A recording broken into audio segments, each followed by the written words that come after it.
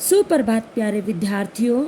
जैसे कि आप जानते हैं कि हमारा जो ये चैनल है संस्कृत पूजा, ये संस्कृत की ही कक्षाओं के लिए मैं चाहती हूँ जाना जाए, और आप लोगों का सहयोग ऐसे ही रहेगा तो एक दिन अवश्य ही ये ज़रूर बहुत अच्छा चैनल के रूप में हमारे सामने विकसित होकर आएगा।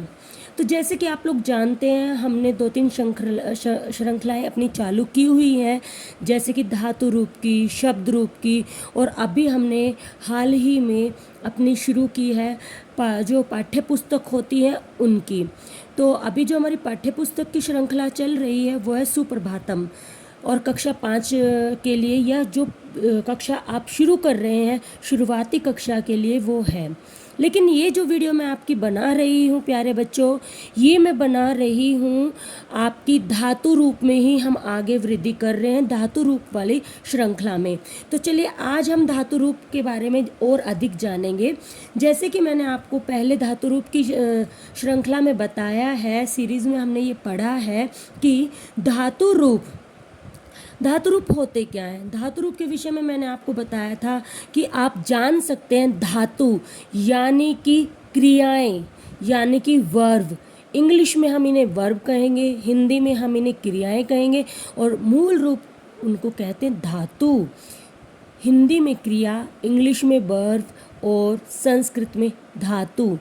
आजकल बच्चे इंग्लिश मीडियम स्कूल में बहुत अधिक जा रहे हैं, हर चीज़ को इंग्लिश में समझना जानना पसंद करते हैं। तो इसलिए मैं आपको अपनी इन वीडियोस में जो भी समझाऊंगी वो तीनों लैंग्वेजेस में होगा, इंग्लिश, हिंदी और संस्कृत, ताकि बच्चे संस्कृत को भी बहुत आसानी से समझ सकें।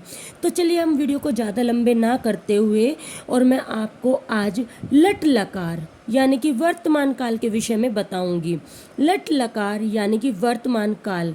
अगर आप लोगों को लकार के विषय में और अधिक जानना है तो मैंने इससे पहले आपको वीडियो बहुत बना के दी हुई है, आप उन्हें देख सकते हैं। उनका लिंक मैं डिस्क्रिप्शन बॉक्स में डाल दूंगी, ठीक है। तो आज हम सिर्फ लट लकार के विषय में बात करेंगे, और 4 धातुएं यहाँ मैंने ली हैं जिनको मैं लट लकार के रूप में आपको समझाऊंगी।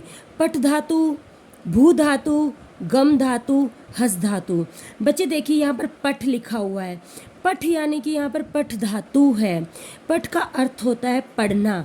अगर हम इसका प्रयोग करें हिंदी में क्रिया के रूप में तो क्रिया आएगी पढ़ना, और अगर हम इसको इंग्लिश में समझें तो हो जाएगा रीड, टू रीड। क्लियर? सभी बच्चों को यहाँ तक ये क्लियर रहा होगा। जैसे कि आपको मैं अपनी पहली कक्षा में प्रथम पुरुष, मध्यम पुरुष, उत्तम पुरुष, ये तीनों ही पुरुष बहुत अच्छे से समझा चुकी हूँ, और आपको बता चुकी हूँ कि संस्कृत में 3 ही वचन होते हैं, एक वचन, द्विवचन, बहुवचन। चाहे हमारे धातु रूप हो, चाहे हमारे शब्द रूप हो। अगर हमारे कर्ता हैं, सर्वनाम है, तो वो भी 3 ही वचनों में होंगे, एक वचन, द्विवचन और बहुवचन। और इसी प्रकार से संस्कृत में 3 ही लिंग होते हैं, पुल्लिंग, स्त्रीलिंग और नपुंसकलिंग। ये छोटी छोटी बातें ऐसी होती हैं जिनको हम अगर अपनी प्रत्येक वीडियो में मैं आप लोगों को बताऊंगी तो मुझे लगता है आप अच्छे से और अच्छे से आपका ज्ञान जो है वो गूढ़ होता जाएगा, ठीक है। चलिए शुरू करते हैं। देखिए प्रथम पुरुष में मैंने आपको बताया था ती तह अंति प्रत्यय का प्रयोग होता है, सी था थ का, आमी आवा आमहा। तो देखिए यहाँ पर हम देख रहे हैं पट धातु लट लकार। पट प्रथम पुरुष एक वचन में पठती, द्विवचन में पठतः और बहुवचन में पठन्ति।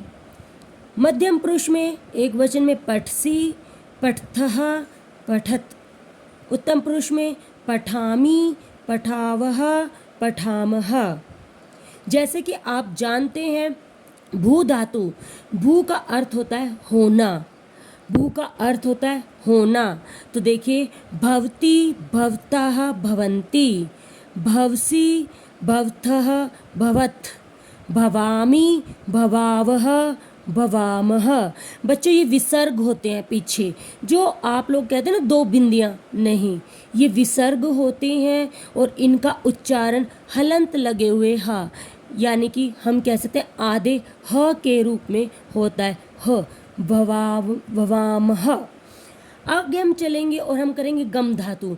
यहाँ पर मैंने देखा है अधिकतर जब बच्चों को पढ़ाते हैं तो वो अपने अध्यापिकाओं से, अपनी शिक्षिकाओं से, शिक्षकों से एक प्रश्न पूछते हैं कि मैम ये कैसे है कि ये गम है और यहाँ पर गच है।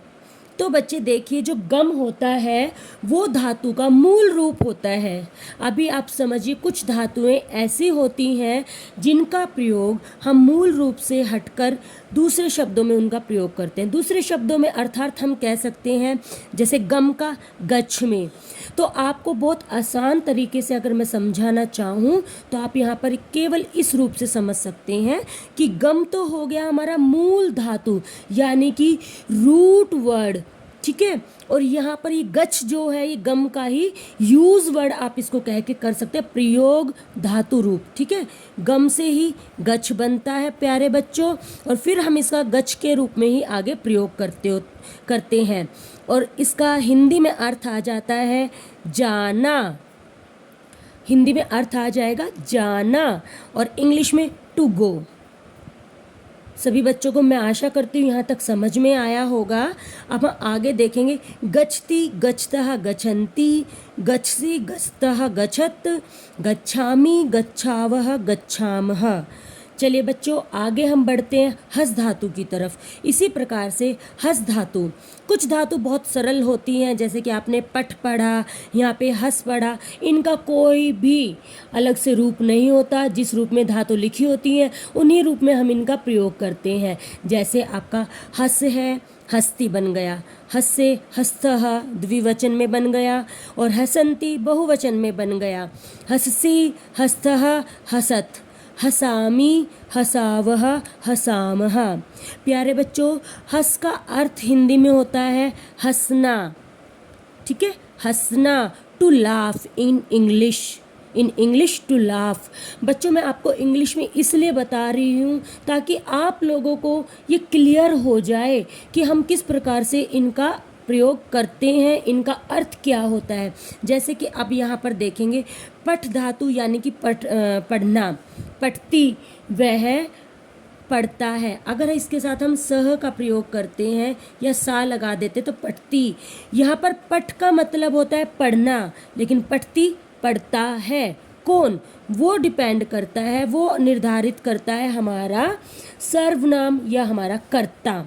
हमारा कर्ता कौन है, हमारा सर्वनाम में कौन से सर्वनाम शब्द लगे हैं, उनसे हमें पता चलता है कि कौन कर रहा है। तो यहाँ पे लेकिन इसका अर्थ है पढ़ता है। दो पढ़ते हैं या दो पढ़ती हैं, सब पढ़ते हैं या सब पढ़ती हैं।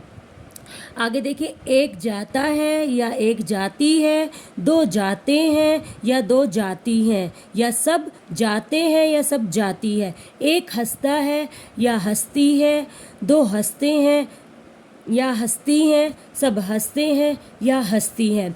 जैसे कि बच्चों, मैंने आपको बताया है कि जो मैं आपको पढ़ा रही हूँ वो चीज़ें बिल्कुल बेसिक चीज़ें हैं, वो इतनी आधारपूर्ण आपके लिए साबित होंगी कि जब आप उन्हें बार बार इन वीडियोस को देखेंगे आपको ये बिल्कुल स्पष्ट हो जाएगा कि हाँ, हमें इनका प्रयोग किस प्रकार से करना है।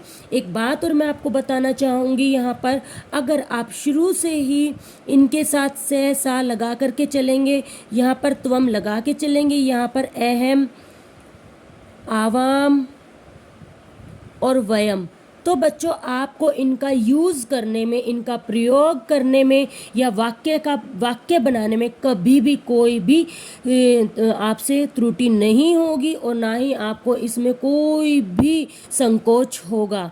आप इस प्रकार से इनको जब याद करेंगे और इसी प्रकार से अगर इनका बार बार प्रयोग करेंगे तो बच्चे आप जानिए आप बहुत अच्छे से, बहुत जल्दी ही वाक्यों का निर्माण करने में सक्षम होंगे। चलिए, तो मैं इस वीडियो को और ज़्यादा बड़ी ना करते हुए सिर्फ आप लोगों को आज लट लकार के विषय में मैंने आपको बताया। लट लकार यानी कि वर्तमान काल, और हमने 4 धातुओं के बारे में पढ़ा है, ठीक है। तो मैं आशा करती हूँ ये वीडियो आपको बहुत पसंद आई होगी। अगर आप लोगों को ये वीडियो पसंद आई है तो आप चैनल को सब्सक्राइब करें और वीडियो को लाइक करें। और आपको लगता है कि इसको पढ़ाते हुए मुझसे कोई त्रुटि हुई है तो मैं उसके लिए पहले ही क्षमा प्रार्थी हूँ। अगर आपका फिर भी ये देखने के बाद कोई संदेह होता है, आप मुझसे कुछ जानना चाहते हैं, तो आप कमेंट बॉक्स में कमेंट करके मुझसे पूछ सकते हैं। धन्यवाद।